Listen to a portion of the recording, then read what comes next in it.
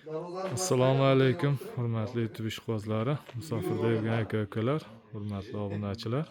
Mana bugun navbatdagi darvozamizni Samarqand viloyati Toyloq tumani Uzuntepa mahallasiga olib kelib o'rnatdik.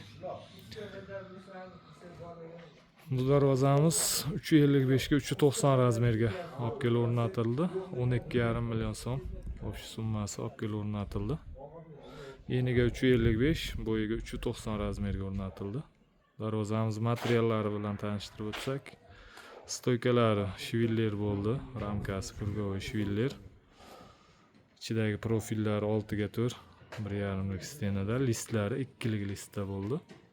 Juda baquvvat chiqdi darvozamiz, juda ko'rkam. Darvozamiz orqa holatlarini ko'rsatib o'tsak,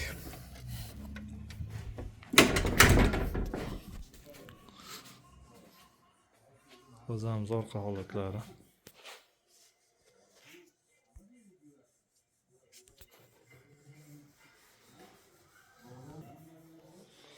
Orqa holatlari darvozamizni.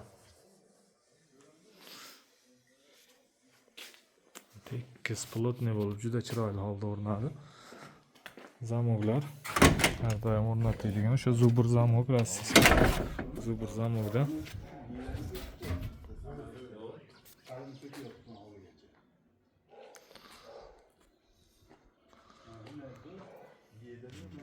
Hurmatli aka-ukalar, kimga shunday darvozalar kerak bo'lsa, ekranimiz pastki qismiga nomerimizni qo'yib qo'yamiz. O'zbekiston bo'ylab dostavka uстановка mavjud. Bemalol aloqaga chiqishlari mumkin. Kanalimizga yangi bo'lsalaring, obuna bo'lib, like tugmachasini bosib, videomiz keng tarqalishiga hissa qo'shasizlar degan umiddamiz.